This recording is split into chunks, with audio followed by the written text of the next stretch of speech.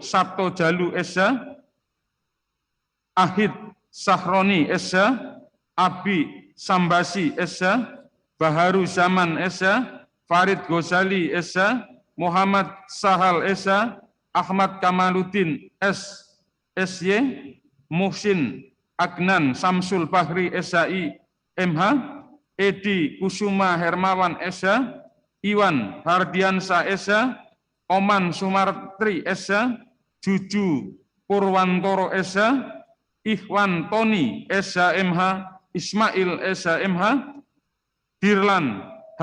Hasibuan Esa, Rama Hendarta Adam Esa, Sugito Atmo Pawiro Esa MH, Haji Ahmad Mihdan Esa, Haji Haryadi Nasution Esa MH, CLA, Aziz Yanuar P. Esa MH MM, Eka Rahindra SH MH, Silviani Abdul Hamid SHI MH, M. Kamil Pasa SH MH,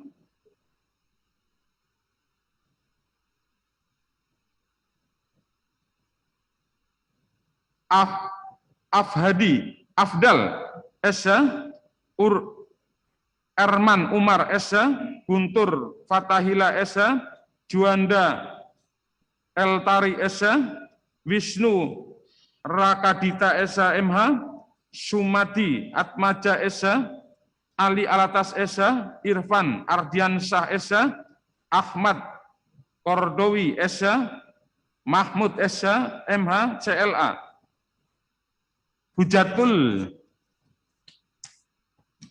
Baihaqi SH Esa, Dewi Haryadi Esa, Reynaldi Sahputra Esa, Renaldi Putra Esa, Lufti Hasbullah Esa, Hafiz Nurmansyah Esa, Kurnia Triroyani Esa, Ratih Puspa Nursani Esa, Rita Suherman Esa, Soraya SH MH, M. Rato Priyasa SH MH, Dr. Asngat Yusuf Sungkar SH, Arwansah Tarigan SH, Zaid Musafi SH MH, Andi Karson SH, Dr. Andes HM Sani Alamsyah SH, Roy Martin Hasibuan SH, R.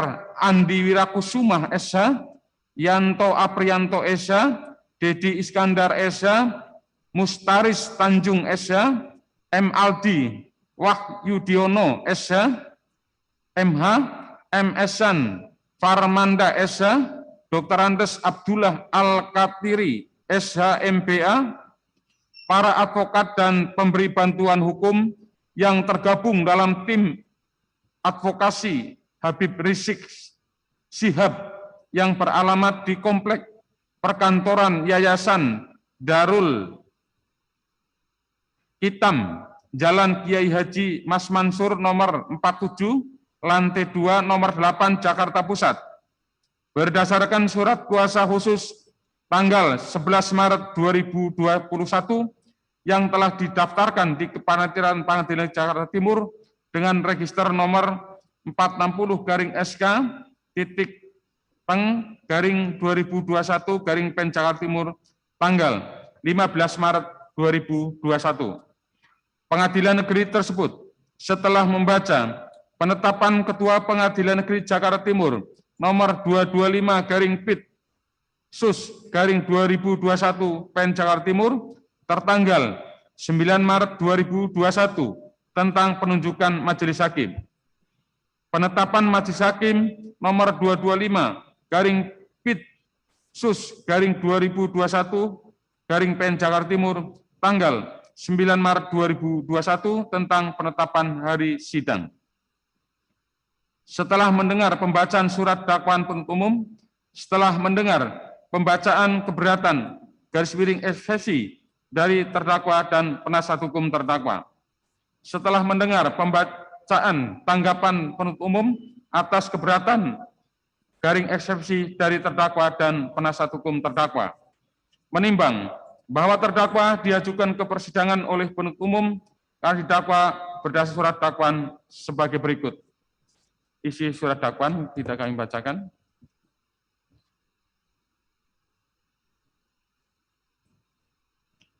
Menimbang bahwa terhadap dakwaan penuntut umum tersebut di atas, terdakwa menyatakan telah mengerti dan terdakwa atas dakwaan tersebut. Baik terdakwa maupun penasihat hukumnya masing-masing telah mengajukan keberatan atau eksepsi sebagai berikut.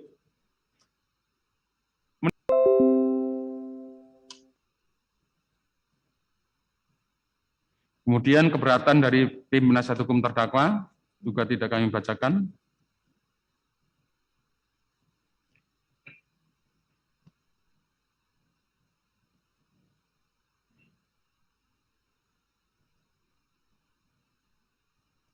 Menimbang bahwa terhadap keberatan atau eksepsi dari terdakwa dan penasihat hukum terdakwa tersebut, penuntut umum telah mengajukan tanggapannya sebagai berikut. Jadi kami bacakan isinya.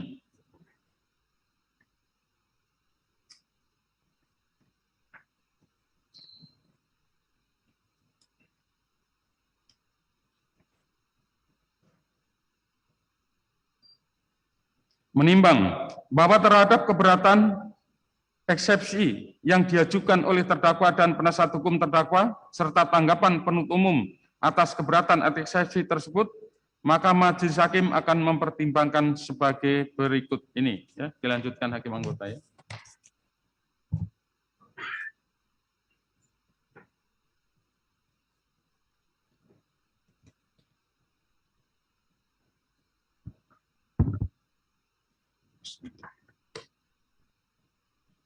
Menimbang bahwa terhadap keberatan eksepsi yang diajukan oleh terdakwa dan penasihat hukum, terdakwa serta tanggapan penuntut umum atas keberatan eksepsi tersebut, maka majelis hakim akan mempertimbangkan sebagai berikut. A. Terhadap keberatan garing eksepsi terdakwa, menimbang bahwa keberatan yang diajukan oleh terdakwa pada pokoknya adalah sebagai berikut. 1. Bahwa tidak benar perbuatan yang didakwakan oleh penuntut umum terhadap terdakwa dalam dakwaan ke-1 primer, pasal 14 ayat 1, Undang-Undang Nomor 1 Tahun 1946 tentang Peraturan Hukum Pidana, Yungto pasal 55 ayat 1 ke 1 KUHP, subsidiar pasal 14 ayat 2, Undang-Undang Nomor 1 Tahun 1946 tentang Peraturan Hukum Pidana, Yungto pasal 55 ayat 1 ke 1 KUHP dan lebih subsidiar pasal 15 Undang-Undang Nomor 1 Tahun 1946 tentang Peraturan Hukum Pidana, Yungto pasal 55 ayat 1 ke 1 KUHP, baik karena terdakwa Habib Muhammad Hanif Alatas dan Dr. Andi Tatat selaku Direktur Umum Rumah Sakit UMNI Kota Bogor tidak pernah berbohong atau menyiarkan berita bohong, apalagi melakukan keonaran di kalangan rakyat terkait kondisi kesehatan terdakwa saat dirawat di Rumah Sakit UMNI Kota Bogor. Justru yang disampaikan oleh terdakwa Habib Muhammad Hanif Alatas dan Dr. Andi Tatat kepada kerabat dan sahabat serta masyarakat adalah perkembangan kesehatan yang semakin hari semakin baik dengan bukti hasil tes laboratorium yang dilakukan secara rutin, sekaligus untuk menenangkan publik, bukan membuat keonaran. 2. Bahwa tidak benar perbuatan yang didakwakan oleh penuntut umum terhadap terdakwa dalam dakwaan kedua, pasal 14 ayat 1 Undang-Undang Nomor 4 Tahun 1984, Yungto pasal 55 ayat 1 ke 1 KUHP, dan dakwaan ketiga pasal 216 ayat 1 KUHP Yungto pasal 55 ayat 1 ke 1 KUHP, karena terdakwa dirawat justru merupakan bagian dari penanggulangan wabah. Akan tetapi terdakwa malah dituduh oleh penuntut umum menghalang-halangi pelaksanaan penanggulangan wabah. Menimbang bahwa terhadap keberatan terdakwa tersebut, majelis hakim akan mempertimbangkan sebagaimana pertimbangan di bawah ini.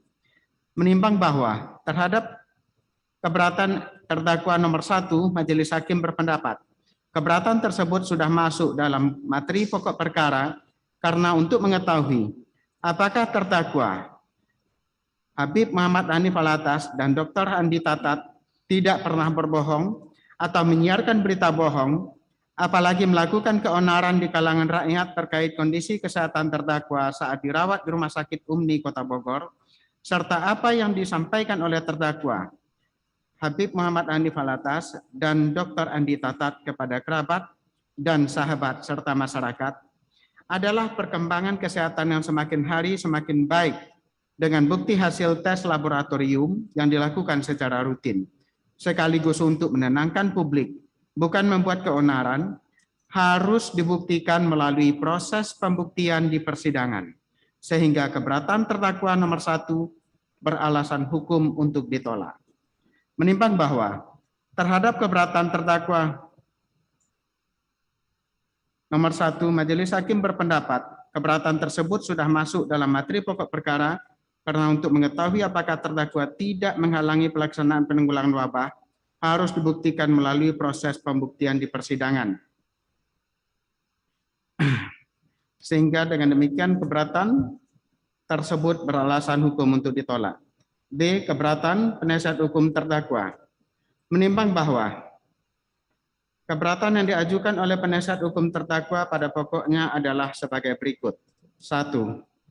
Bahwa surat dakwaan penuntut umum pembuatannya bukan atas dasar hasil investigasi semata, namun hanya duplikasi belaka. Lebih banyak didasarkan atas halusinasi, ilusi, dan delusi, serta kental akan muatan politis, sehingga secara umum terkesan sangat fantasi dan sangat diskriminatif dan tidak adil. Hanya diberlakukan bagi ulama dan aktivis Islam, sementara banyak fakta dan bukti kejadian pelanggaran protokol kesehatan yang dilakukan oleh para pejabat dan keluarganya.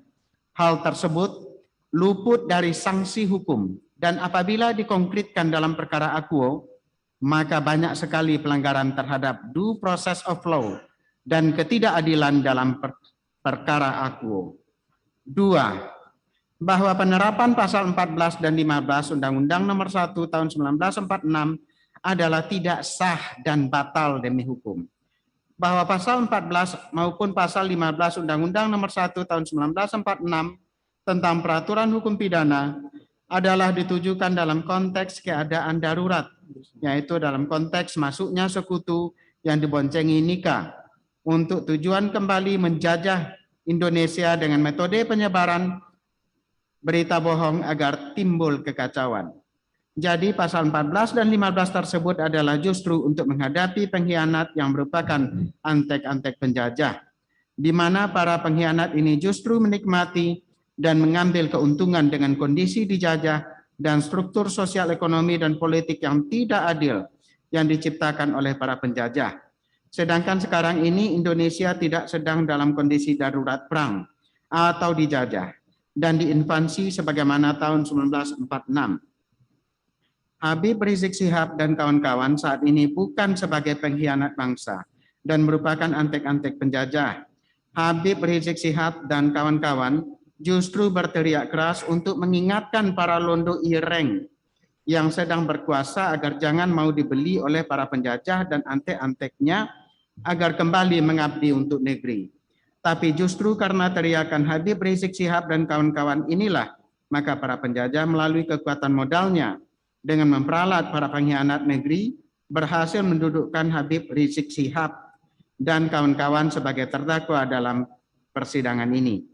Sudah sangat terang dan jelas bahwa penuntut umum di dalam dakwaannya memasukkan pasal 14 dan 15 Undang-Undang Nomor 1 Tahun 1946 membuktikan bahwa perkara akuo kental muatan politis, yakni untuk membungkam suara kritis anak bangsa yang peduli akan nasib bangsanya yang dizalimi oleh rezim Dungu dan Pandir. 3. Persidangan secara elektronik wujud dari kesewenang-wenangan hukum yang merugikan terdakwa. Bahwa pelaksanaan sidang secara online pada pokoknya didasarkan bukan kepada KUHP itu sendiri, namun didasarkan pada 1. Kejagung melalui surat nomor B-A-Suja-03-03-2020 tentang optimalisasi pelaksanaan tugas, fungsi, dan kewenangan di tengah upaya mencegah penyebaran COVID-19 tertanggal 27 Maret 2020. 2. Kemenkumham, Kejaksaan Agung, Mahkamah Agung menerbitkan surat nomor 379-DJU-PS.00-3-2020 perihal persidangan perkara secara telekonferensi. Ketiga, ketika institusi penegak hukum menjalin kerjasama yang dituangkan dalam perjanjian kerjasama nomor 402-DJU-HM.1.1-4-2020 nomor Gatar 17-E-EJP-04-2020 nomor PAS Gatar 08-H-H.05.05 tahun 2020 tanggal 13 April 2020 tentang pelaksanaan persidangan melalui telekonferensi. Persidangan secara elektronik sangat merugikan terdakwa apabila terjadi kendala teknis. Padahal kehadiran terdakwa dalam persidangan adalah hal yang penting sesuai pasal 154 KUHP. Dengan adanya pandemi COVID-19 tidak dapat menjadikan alasan persidangan perkara pidana dilakukan secara elektronik. Sebab dalam beberapa kasus seperti perkara yang menjerat Irjen Napoleon Bonaparte, Brigjen Prasetyo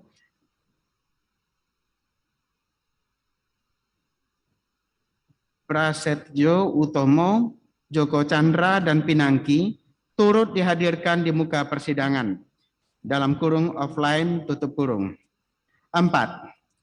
Pengadilan Negeri Jakarta Timur tidak berwenang mengadili perkara akuo bahwa berdasarkan surat keputusan Ketua Mahkamah Agung RI nomor 50/KMA/SK/2 tanggal 23 Februari 2021 tentang penunjukan Pengadilan Negeri Jakarta Timur untuk memeriksa dan memutus perkara akuo yang terlahir dari suatu proses rekayasa, cacat hukum, tidak berdasar, tak beralasan, melanggar, bahkan menabrak azas-azas dalam pasal 84 ayat 1 dan 2 KUHP, termasuk azas persamaan di depan hukum, azas peradilan sederhana, cepat dan biaya ringan, sehingga klien kami Habib Muhammad Rizik Syihab harus didudukkan secara paksa sebagai pesakitan di pengadilan yang menurut KUHP tidak berwenang ini. Ini semua merupakan penegakan hukum yang tidak berperi kemanusiaan dan tak beradab, memindahkan dan atau menunjuk pengadilan negeri lain daripada yang tersebut pada pasal 84 KUHP. Tegasnya, sebelum pasal 85 KUHP dirubah dan atau disesuaikan, maka segalanya harus dalam keadaan status quo, tunduk pada pasal 84 KUHP tanpa reserve. Ketua Mahkamah Agung sepatutnya tidak boleh seenaknya merefer pasal 85 KUHP yang belum dirubah dan atau disesuaikan tersebut, karena tak ada secuil pun kewenangan yang 02 Kelurahan Empang, Kecamatan Bogor Selatan, Kota Bogor, setidak-tidaknya wilayah hukum Pengadilan Negeri Bogor. Berdasarkan ketentuan pasal 84 ayat 1 dan 2, maka yang berwenang mengadili perkara ini adalah Pengadilan Negeri Bogor. 5. Ketentuan pasal 5 KUHP belum direvisi, maka Mahkamah Agung tidak berwenang menunjuk Pengadilan Negeri Jakarta Timur atau pengadilan negeri lain di luar tempat kejadian perkara untuk mengadili perkara ini. Berdasarkan bunyi pasal 85 KUHP tersebut jelas disebutkan, Menteri Kehakiman menetapkan atau menunjuk pengadilan negeri lain apabila kondisi pengadilan negeri perkara tidak mengizinkan. Bahwa faktanya, sekarang tidak ada lagi istilah Menteri Kehakiman. Tidak berarti menteri dimaksud dihapus atau tidak ada. Walaupun namanya sekarang Menteri Hukum dan HAM, tetap fungsi dan kewenangannya ada dan sama, tidak berubah. Kalaupun tetap dipaksakan Mahkamah Agung RI yang berwenang, maka harus direvisi terlebih dahulu aturan pasal 85 KUHP. Tegasnya, Undang-Undang Nomor 8 tahun 2009 tentang kekuasaan kehakiman tidak ada satu pasal pun yang menyebutkan tentang beralihnya kewenangan untuk menetapkan atau menunjuk pengadilan negeri lain kepada Mahkamah Agung, sehingga tidak ada dasar hukum bagi Mahkamah Agung RI mengambil alih kewenangan tersebut. Bahwa pemindahan sidang terdakwa pada Pengadilan Negeri Jakarta Timur jelas telah melanggar HAM terdakwa untuk dibesuk oleh keluarga dan menghadirkan saksi-saksi adecar yang lebih dekat ke lokus delikti. Maka menurut pendapat kami, sidang idealnya digelar di Pengadilan Negeri Kota Bogor, sehingga hak-hak terdakwa untuk memperoleh fair trial dapat terpenuhi, yakni hak berupa peradilan cepat, sederhana, biaya ringan, jujur, dan tidak memihak. Serta terpenuhinya serangkaian proses peradilan pidana dilakukan cepat, ringkas, jujur, dan adil, pasal 50 KUHP. 6. Surat dakwaan batal demi hukum. A. Surat dakwaan pertama primer.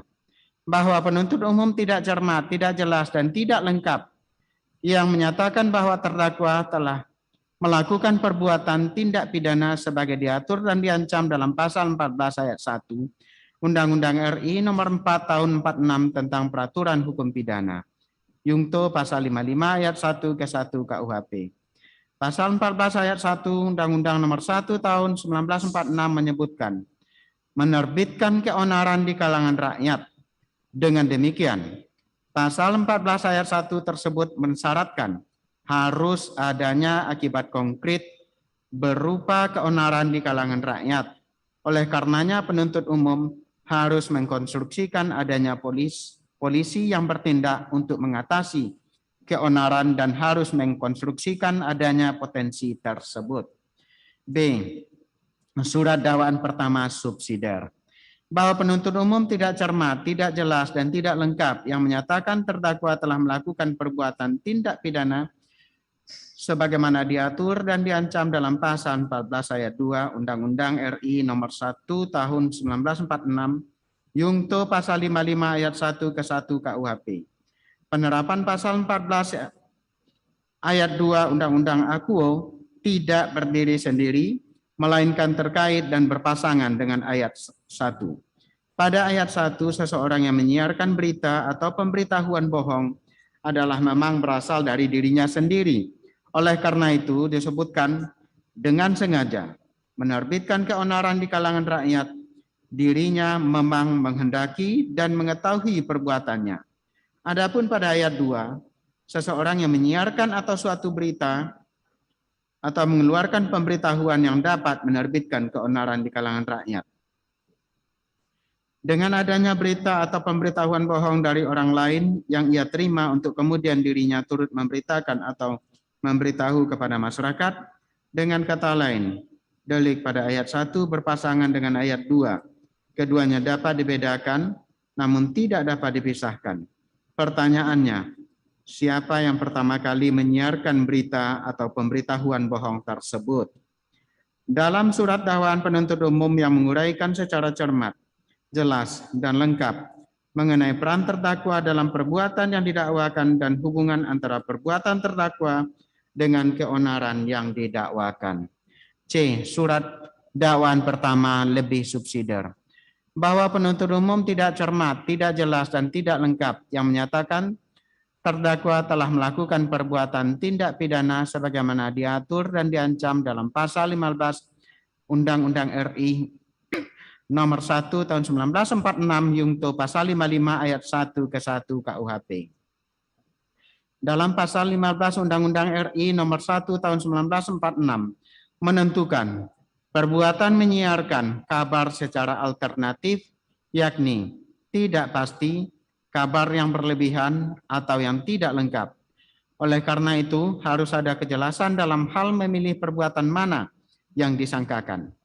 Dikatakan demikian oleh karena ketiga perbuatan tersebut masing-masingnya jelas berbeda. Di mana letak ketidakpastiannya, di mana letak kelebihannya, dan di mana letak ketidaklengkapannya. Tidak pasti identik dengan tidak akurat atau samar-samar.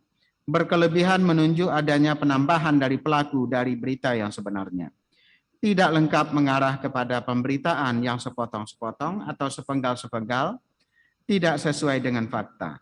Kesemuanya itu terkait dengan adanya potensi keonaran di kalangan rakyat. D. Surat dakwaan kedua.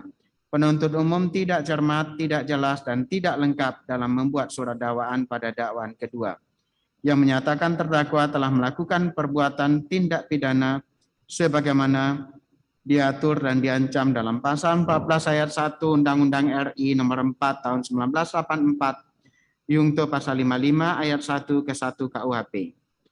Penuntut umum dalam dakwaannya yang menyatakan akibat perbuatan Habib Muhammad Rizik Syihab tersebut menimbulkan penyebaran COVID-19 di wilayah Kota Bogor mengalami peningkatan.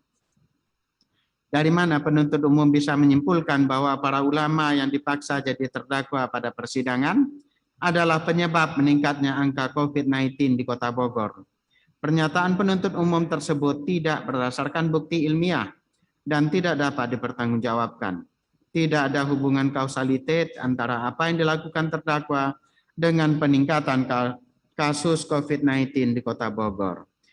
Surat dakwaan ketiga, bahwa penuntut umum tidak cermat, tidak jelas, dan tidak lengkap yang menyatakan terdakwa telah melakukan tindak pidana sebagaimana diatur dan diancam dalam pasal 216 ayat 1 KUHP, Yungto pasal 55 ayat 1 ke 1 KUHP. Dalam surat dakwaan penuntut umum tidak ditemukan uraian perbuatan terdakwa yang dengan sengaja mencegah, menghalang-halangi, atau menggagalkan tindakan Satgas COVID-19 Kota Bogor. Penuntut umum telah menabrak penuntut umum telah menabrak azas lex specialis derogat lex generalis dengan memasukkan pasal 14 ayat 1 Undang-Undang RI nomor 4 tahun 1984 dan pasal 216 ayat 1 KUHP dalam surat dakwaan dalam uraiannya. Penuntut umum menguraikan bahwasanya peristiwa ini dikaitkan dengan situasi pandemi COVID-19 yang dianggap sebagai wabah penyakit menular.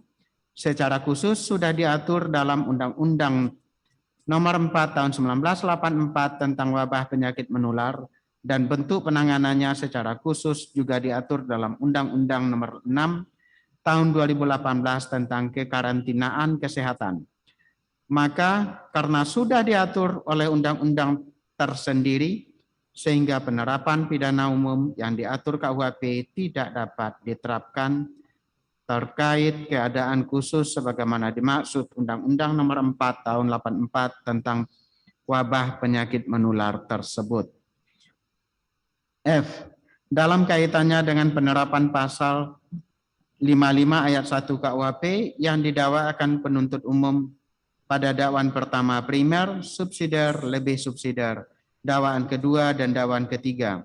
Ternyata penuntut umum tidak menyebutkan bentuk perbuatan konkret yang dilakukan oleh terdakwa, sehingga dapat dikategorikan sebagai pelaku atau orang yang melakukan suatu tindak pidana, yaitu medelek dader, orang yang bersama-sama melakukan suatu tindak pidana, mededader, atau orang yang membujuk atau menghasut melakukan suatu tindak pidana, wetlocker. Lebih lanjut, bahwa dakwaan jaksa penuntut umum yang disusun secara subsidiar tidak memenuhi syarat material sebagaimana ditentukan dalam pasal 143 ayat 2 huruf B KUHP. Dalam surat dakwaan J jaksa penuntut umum tidak mengandung keterhubungan antara perbuatan yaitu dalam kurung actus reus dengan kesalahan dalam kurung mens rea. Unsur kesalahan adalah sebagai penentu seseorang untuk dapat dimintakan pertanggungjawaban pidana. Dakwaan yang disampaikan oleh penuntut umum sama sekali tidak menguraikan secara cermat, jelas, dan lengkap keterhubungan antara perbuatan dengan kesalahan, sebagaimana dipersyaratkan dalam pasal 143 ayat 2 huruf B KUHP. Kondisi dakwaan yang demikian jelas merugikan kepentingan terdakwa dalam kepentingan pembelaan, sehingga surat dakwaan penuntut umum tidak memenuhi ketentuan sebagaimana dimaksud dalam pasal 143 ayat 2 huruf B KUHP. Syarat material adalah batal demi hukum. Van rechtswege garing null and void. 7. Jaksa penuntut umum hanya melakukan duplikasi dalam pembuatan surat dakwaan. Bahwa surat dakwaan yang dibuat oleh penuntut umum, uraiannya hanya merupakan pengulangan yang kemudian di akhir dakwaan pertama, dakwaan kedua, dan dakwaan ketiga hanya ditambahkan pasal-pasal satu sama lain tidak saling berhubungan atau berkaitan dan menabrak azas lex specialis terrogat, lex generalis, karena disatukannya pasal 216 KUHP yang merupakan aturan secara umum dikaitkan dengan aturan secara khusus. Pasal 14 ayat 1 Undang-Undang RI nomor 1 tahun 1946. Pengulangan uraian peristiwa pidana dalam dakwaan yang tidak mengandung keterhubungan antara perbuatan dengan kesalahan, unsur kesalahan adalah sebagai penentu seseorang untuk dapat dimintakan pertanggungjawaban pidana. Hal ini juga merupakan konsekuensi yuridis dari keberadaan azas yang sangat mendasar dalam hukum pidana dan juga sebagai syarat agar subjek hukum dapat dipidana, yaitu azas tiada pidana tanpa kesalahan. Geen straf zonder schuld. 8. Penegakan hukum in casu perkara ini tidak berdasarkan azas equality before the law. Bahwa dalam peristiwa yang sama dan dakwaan yang sama, ada terdakwa yang tidak ditahan. Hal ini membuktikan bahwa Habib Muhammad Rizik Syihab dan Muhammad Hanif Alatas karena motif pengurus FPI, maka dilakukan penahanan. Inilah motif politik dan operasi intelijen berskala besar terhadap Habib Muhammad Rizik Syihab, Muhammad Hanif Alatas, dan FPI. Menimbang bahwa terhadap keberatan yang diajukan oleh penasihat hukum terdakwa atau majelis hakim akan mempertimbangkan sebagaimana pertimbangan di bawah ini. Akan dilanjutkan oleh anggota berikutnya.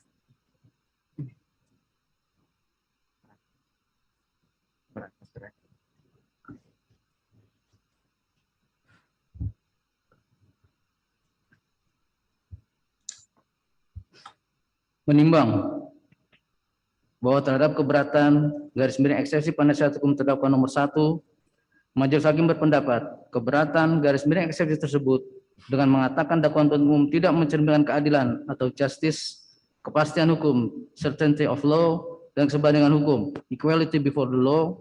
Hal ini tidak terlihat dari surat dakwaan penuntut umum karena dalam pembuatannya bukan atas dasar hasil investigasi, namun lebih banyak didasarkan atas imajinasi, spekulasi, dan duplikasi, serta kental akan muatan politik, sehingga secara umum yang terkesan adalah mengada-ngada dan dalam perkara akuo banyak sekali pelanggaran terhadap due process of law dan ketidakadilan dalam perkara akuo bukanlah termasuk ruang lingkup efeksi, sehingga dengan demikian keberatan penasihat terdakwa nomor 1 beralasan hukum untuk ditolak.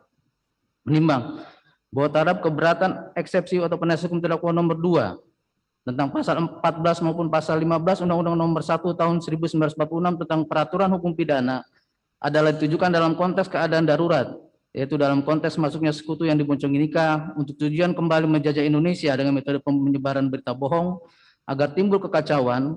Jadi pasal 14 dan pasal 15 tersebut adalah justru untuk menghadapi pengkhianat yang merupakan anti penjajah, di mana para pengkhianat itu justru menikmati dan mengambil keuntungan dan kondisi dijajah dan struktur sosial ekonomi dan politik yang tidak adil yang diciptakan oleh para penjajah.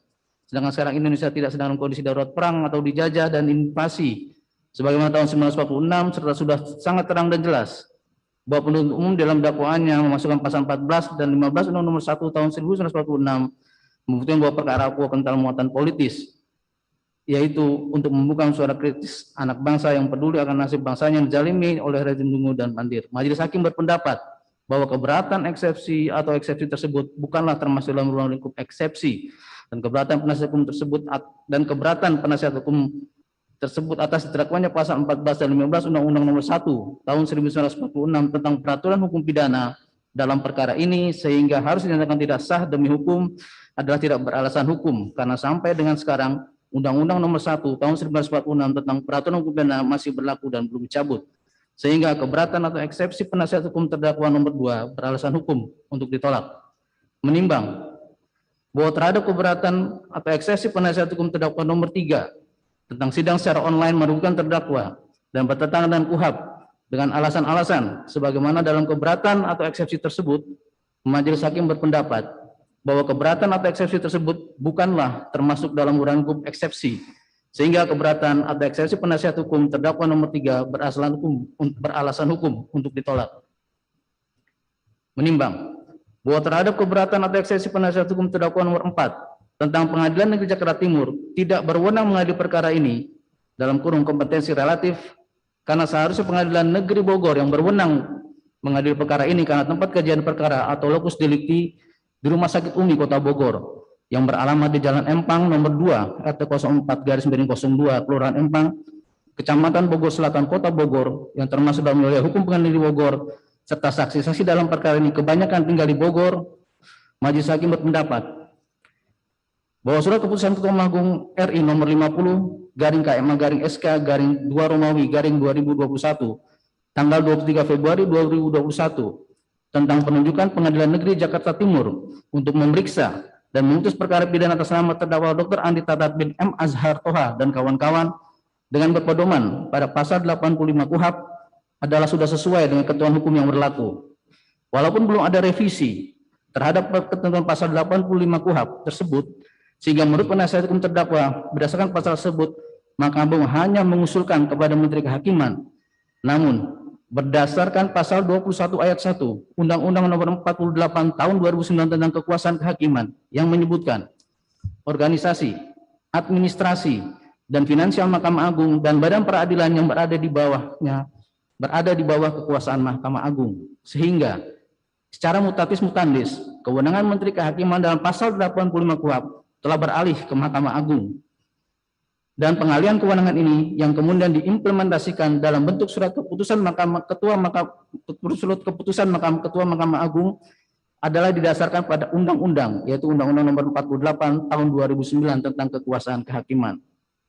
Proses penunjukan Pengadilan Negeri Jakarta Timur untuk mengadili perkara ini juga telah sesuai dengan prosedur, yaitu diawali dengan adanya surat Kepala Kejaksaan Tinggi Jawa Barat nomor .2B/683-M.2/EQ.2/02/2021 tanggal 4 Februari 2021 perihal pengantar pengalihan tempat persidangan tersangka atas nama Dr. Andi Tatat bin M. Azhar Toha, Muhammad Hanif Alatas bin Abdurrahman Alatas, dan Muhammad Rizik alias Habib Muhammad Rizik Syihab bin Husain Syihab, dan surat usulan bersama yang ditangani oleh Kepala Kejaksaan Negeri Bogor, Kepala Kepolisian Resor Kota Bogor, dan Ketua Pengadilan Negeri Bogor melalui surat B.2 nomor B/M.2-B/M.2/EQ.2/2021 tanggal 4 Februari 2021 perihal usulan pengalihan tempat persidangan tersangka atas nama Dr. Andi Tatat bin Azhar Toha, Muhammad Hanif Alatas bin Abdurrahman Alatas, dan Muhammad Rizik alias Habib Muhammad Rizik Syihab bin Husain Syihab kepada Kejaksaan Agung. Kemudian Kejaksaan Agung melakukan surat nomor .2R-468-E-EJP-EJP-02-2021 tanggal 5 Februari 2021 perihal usul pengalihan tempat persidangan untuk tersangka atas nama Dr. Andi Tatat bin M. Azhar Toha, Muhammad Hanif Alatas bin Abdurrahman Alatas, dan Muhammad Rizik alias Habib Rizik alias Habib Muhammad Rizik Syihab bin Husain Syihab mengajukan usulan pemindahan persidangan ke Mahkamah Agung, dan atas usulan tersebut Ketua Mahkamah Agung mengeluarkan keputusan Ketua Mahkamah Agung R nomor 50/KMA/SK/2 Romawi/2021 tanggal 23 Februari 2021 tentang penunjukan Pengadilan Negeri Jakarta Timur untuk memeriksa dan memutus perkara pidana atas nama terdakwa Dr. Andi Tatat M. Azhar Toha dan kawan-kawan, sehingga Pengadilan Negeri Jakarta Timur berwenang untuk mengadili perkara atas nama terdakwa Muhammad Rizik bin Husain Syihab alias Habib Muhammad Rizik Syihab, sehingga keberatan atau eksepsi penasihat hukum terdakwa nomor 4 beralasan hukum untuk ditolak.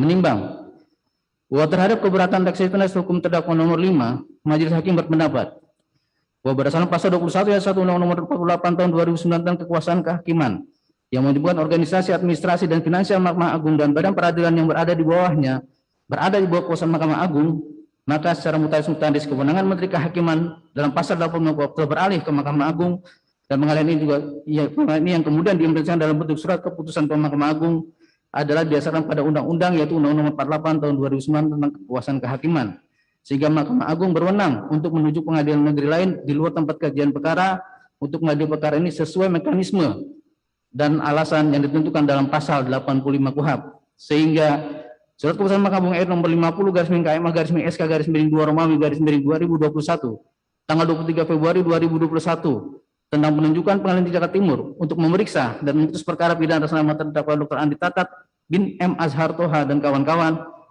adalah sudah sesuai dengan ketentuan hukum yang berlaku, sehingga keberatan atau eksepsi penasihat hukum terdakwa nomor 5 beralasan hukum untuk ditolak.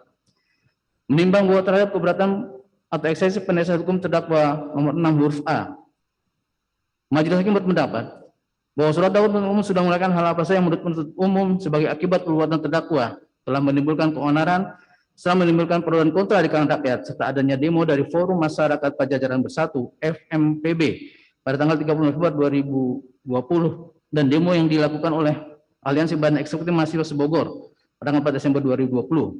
Sedangkan mengenai apakah unsur mendedikkan keonaran di kalangan rakyat terbukti atau tidak dalam perbuatan terdakwa terkait dakwaan pertama primer, hal tersebut akan dibuktikan melalui proses pembuktian di persidangan, sehingga keberatan atau eksepsi penasihat hukum terdakwa nomor 6 huruf A beralasan hukum untuk ditolak. Menimbang bahwa terhadap keberatan atau eksepsi penasihat hukum terdakwa nomor 6 huruf B, Majelis Hakim berpendapat bahwa keberatan atau eksepsi tersebut telah memasuki materi pokok perkara, karena tentang apakah peranan dan kualifikasi perbuatan terdakwa, serta siapa yang pertama kali menyiarkan berita atau pemberitaan bohong, dan apakah hal tersebut dilakukan dengan sengaja atau tidak, terkait dengan dakwaan pertama subsidiar harus dibuktikan melalui proses pembuktian di persidangan, sehingga keberatan eksepsi penasihat hukum terdakwa nomor 6 huruf B beralasan hukum untuk ditolak. Menimbang bahwa terhadap keberatan atau eksepsi penasihat hukum terdakwa nomor 6 huruf C, Majelis Hakim berpendapat bahwa keberatan atau eksepsi tersebut telah masuk dalam materi pokok perkara, karena tentang apakah kriteria perbuatan terdakwa adalah termasuk dalam perbuatan menyiarkan kabar secara tidak pasti, atau kabar yang tidak lengkap, atau kabar yang berkelebihan, serta di mana letak ketidakpastiannya, di mana letak berkelebihannya, dan di mana letak ketidaklengkapannya terkait dengan dakwaan pertama lebih subsidiar harus dibuktikan melalui proses pembuktian di persidangan, sehingga keberatan atau eksepsi penasihat terdakwa nomor 6 huruf C beralasan hukum untuk ditolak. Menimbang bahwa terhadap keberatan atau eksepsi penasihat hukum terdakwa nomor 6 huruf D, Majelis Hakim berpendapat bahwa keberatan atau eksepsi tersebut telah masuk dalam materi pokok perkara, karena tentang apakah ada atau tidak hubungan kausalitas antara apa yang dilakukan terdakwa dengan peningkatan kasus COVID-19 di Kota Bogor terkait dakwaan kedua harus dibuktikan melalui proses pembuktian di persidangan, sehingga keberatan atau eksepsi penasihat hukum terdakwa nomor 6 huruf D beralasan hukum untuk ditolak.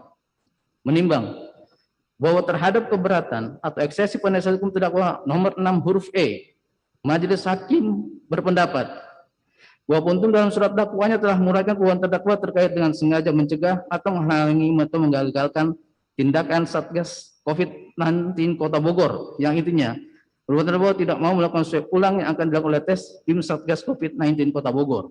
Sedangkan mengenai apakah perbuatan terdakwa tersebut masuk dalam kriteria unsur dalam pasal 216 ayat 1 KUHP junto pasal 55 ayat 1 KUHP, hal tersebut sudah memasuki materi pokok perkara yang harus dibuktikan melalui proses persidangan di pengadilan.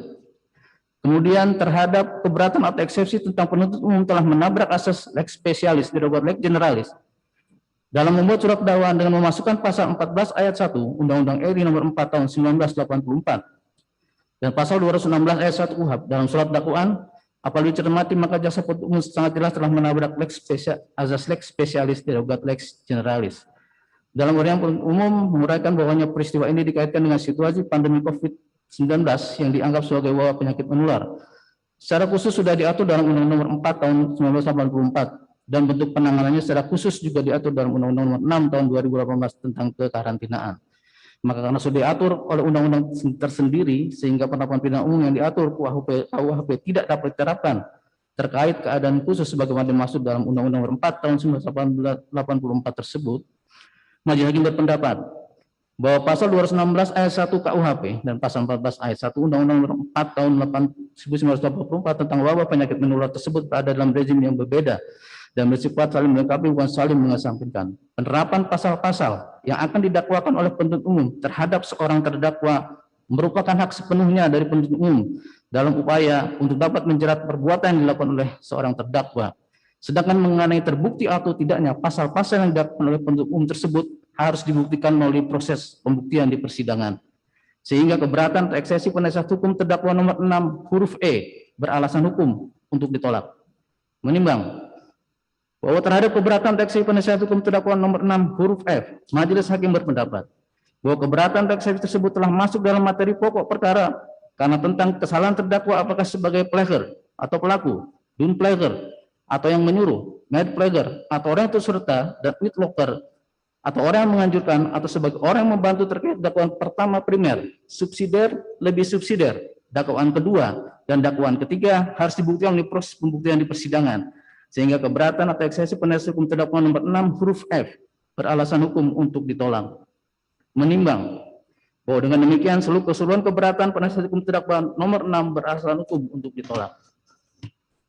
Menimbang bahwa terhadap keberatan atau eksepsi penasihat hukum terdakwa nomor 7 tentang penuntut umum hanya melakukan duplikasi dalam pembuatan surat dakwaan, majelis hakim berpendapat setelah majelis hakim membaca surat dakwaan umum baik dakwaan pertama primer, subsidiar, lebih subsidiar, dan dakwaan kedua serta dakwaan ketiga masing-masing mempunyai uraian kerja yang berbeda sudah unsur-unsur yang didakwakan.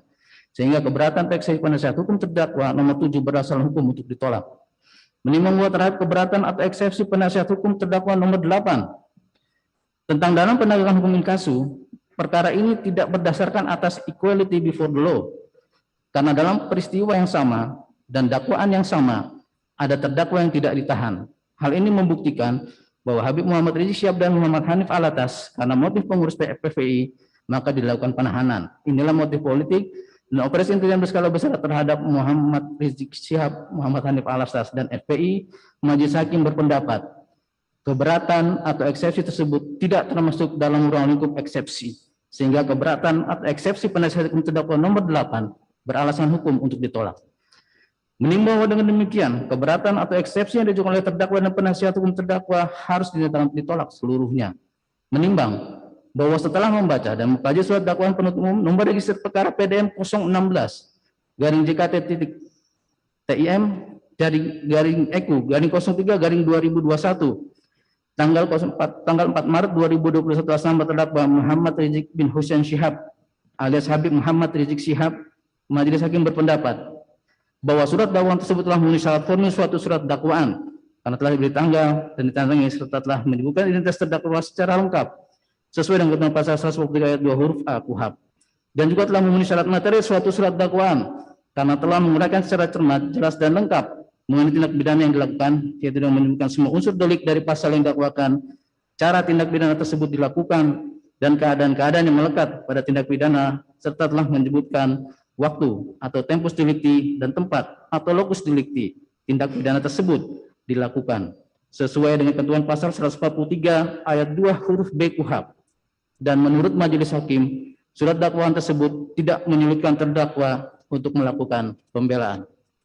Menimbang bahwa berdasarkan pertimbangan tersebut di atas, majelis hakim berpendapat bahwa surat dakwaan penuntut umum nomor rek perkara PDM 016 garis miring JKT TIM garis miring EKU garis miring 03 garis miring 2021 tanggal 4 Maret 2021 atas nama terdakwa Muhammad Rizik bin Hussein Syihab alias Habib Muhammad Rizik Syihab telah disusun secara cermat, jelas dan lengkap sesuai ketentuan pasal 143 ayat 2 KUHP. Menimbang bahwa oleh karena keberatan atau eksepsi dari terdakwa dan penasihat hukum terdakwa ditolak seluruhnya, dan Pengadilan Negeri Jakarta Timur berwenang mengadili perkara nomor 225 garis miring PIT.SUS garis miring 2021 garis miring PN JKT Tim atas nama terdakwa Muhammad Rizik bin Hussein Syihab alias Habib Muhammad Rizik Syihab, maka majelis hakim memerintahkan kepada penuntut umum untuk melanjutkan pemeriksaan perkara ini. Menimbang bahwa mengenai biaya perkara, majelis hakim akan menangguhkannya hingga putusan akhir.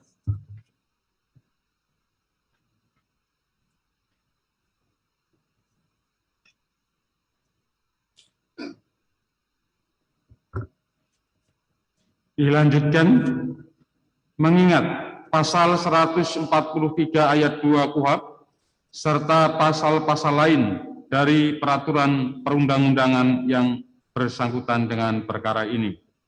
Mengadili, 1. Menolak keberatan atau eksepsi terdakwa dan penasihat hukum terdakwa untuk seluruhnya. 2. Menyatakan Pengadilan Negeri Jakarta Timur berwenang mengadili perkara pidana nomor 225-Pit-Sus-2021 Jakarta Timur atas nama terdakwa Muhammad Rizik bin Hussein Shihab alias Habib Muhammad Rizik Shihab. 3. Menyatakan surat dakwaan penuntut umum nomor register perkara PDM 01-Tim-EQ-03-2021 tanggal 4 Maret 2021 atas nama terdakwa Muhammad Rizik bin Hussein Shihab alias Habib Muhammad Rizik Shihab telah disusun secara cermat, jelas, dan lengkap. 4. Memerintahkan penuntut umum untuk melanjutkan pemeriksaan perkara nomor 225-Pit-Sus-2001 Jakarta Timur atas nama terdakwa Muhammad Rizik bin Hussein Shihab alias Habib Muhammad Rizik Shihab. 5. Menangguhkan biaya perkara sampai dengan putusan akhir. Demikian diputuskan dalam sidang permusyawaratan Majelis Hakim Pengadilan Negeri Jakarta Timur pada hari Kamis tanggal 1 April 2021 oleh Katwanto SH selaku Hakim Ketua, Mu'arif SH dan Suryaman SH masing-masing sebagai Hakim Anggota. Putusan selah tersebut diucapkan dalam sidang yang terbuka untuk umum pada hari Rabu tanggal 7 April 2021 oleh Hakim Ketua tersebut dengan didampingi oleh Hakim Anggota tersebut dan dibantu oleh Yusuf Supriyatna SH sebagai panitera pengganti serta dihadiri oleh Nanang Gunawan SH.MH sebagai penuntut umum dan terdakwa serta penasihat hukumnya. Demikian putusan selah dari Majelis Hakim ya. Intinya eksepsi atau keberatan dari terdakwa dan penasihat hukum ditolak ya. Oleh karena itu pemeriksaan perkara ini akan dilanjutkan untuk memberikan kesempatan kepada penuntut umum mengajukan saksi-saksi di persidangan. Ya. Dan sesuai kode kalender yang telah ditetapkan ya, untuk memberi kesempatan pertama penuntut umum mengajukan saksi, sidang kita tunda ke hari Rabu.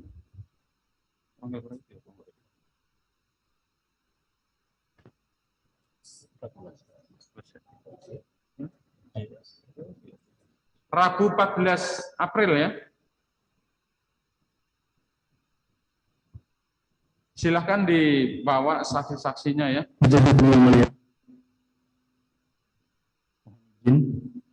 Siap, Majelis. Ya, baik ya. Siap. Majelis Hakim yang mulia, Ya. mohon izin untuk saksi, mohon untuk disebutkan siapa-siapa saja sehingga kami bisa mengagendir untuk persiapan pada sidang berikutnya. Terima Baik. kasih. Majelis Hakim yang terhormat, Berapa saksi yang akan dihadirkan? kami rencana menghadirkan 5 saksi, namun atas permintaan penasihat hukum untuk menyebut nama-nama saksi yang akan dihadirkan pada persidangan minggu yang akan datang, kami masih memikirkan komposisi saksi-saksi mana yang lebih tepat untuk pembuktian unsur-unsur tidak pidana. Jadi pada saat ini kami belum mau untuk memberikan nama-nama saksi yang akan diperiksa pada persidangan minggu depan. Terima kasih Majelis. Baik ya. Jadi intinya itu belum bisa disampaikan hari ini ya karena masih memikirkan saksi mana yang dianggap penting untuk dihadirkan. Majelis Hakim yang mulia, Ya. mohon izin, kalaupun misalnya tidak disebutkan pada persidangan hari ini, kami diberi kesempatan kepada jaksa penuntut umum untuk bisa komunikasi supaya kami tahu siapa saja yang kemungkinan akan hadir dalam kesaksian pada sidang berikutnya. Jadi Majelis Hakim yang terhormat, jadi seperti kami utarakan tadi bahwa membawa siapa saksi ke persidangan ini merupakan hak dari penuntut umum, jadi menurut kami tidak bisa dipaksakan oleh penasihat hukum. Terima kasih. Baik. Majelis Hakim yang mulia, mohon izin Majelis Hakim. Majelis Hakim, saya terdakwa. Ya, silakan. Pada sidang yang lain, persoalan saksi ini tidak menjadi kendala. Pada sidang yang lain itu, jaksa menyebutkan langsung 10 nama saksi yang akan dihadirkan di sidang berikut. Begitu kami minta nama, langsung diberikan. Nah, jadi artinya pada sidang yang lain semua berjalan dengan baik. Karena kami perlu, penasehat hukum kami perlu tahu nama-nama saksi, supaya kami bisa lebih siap menghadapi sidang yang akan datang. Itu aja Majelis Hakim, demi kelancaran persidangan. Ya, silakan. Yang pertama bahwa persidangan ini kita ingin terbuka, transparan, ya, supaya apa yang kita adili ini menjadi jelas, ya. Ini nggak terkesan disembunyi-sembunyikan begitu. Dan lagi kita tahu bahwa saksi yang dipanggil itu juga ada ketentuan waktunya.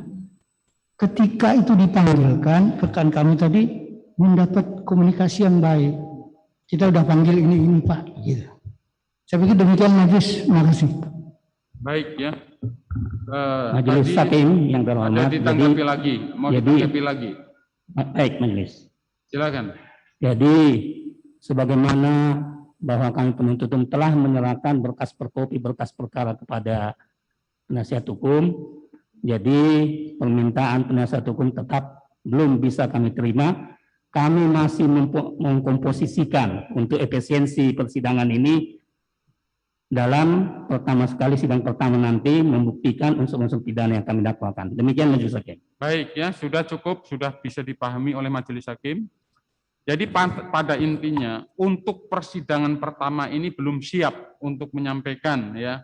Tetapi harus diingat penuntut umum bahwa di majelis perkara yang lain ternyata sudah disampaikan jumlah saksi dan namanya.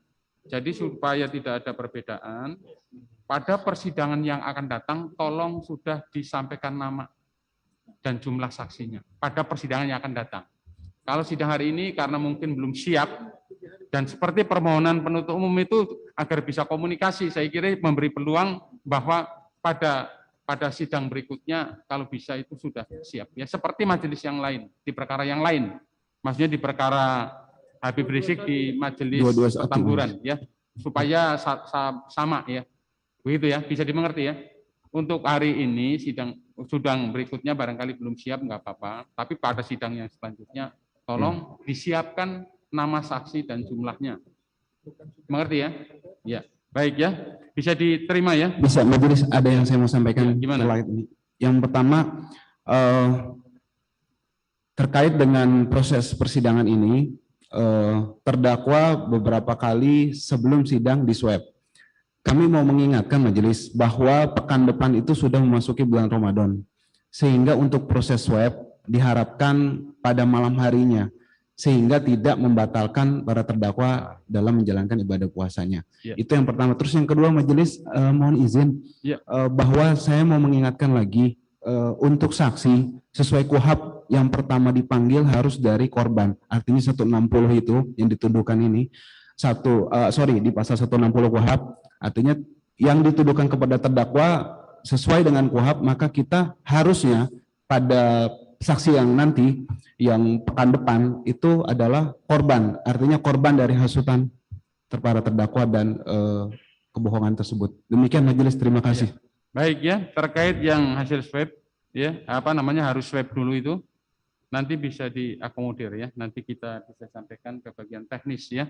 Jadi swabnya malam harinya ya, supaya tidak membatalkan puasa maksudnya kan. Ya, nanti coba akan kami koordinasikan dengan bagian teknis ya. Kemudian mengenai yang kedua ya, itu biarlah itu hak prerogatifnya penuntut umum ya. Dia akan mengacu atau tidak ke pasal itu terserah penuntut umum ya. Baik ya. Demikian ya.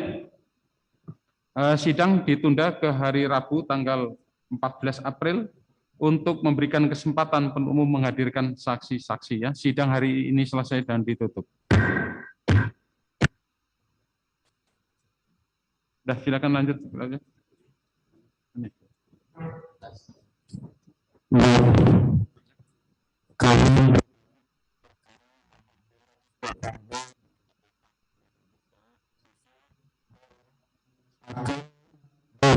lalu pada hari Rabu tanggal 14 April 2021 pukul 9 waktu Indonesia bagian Barat.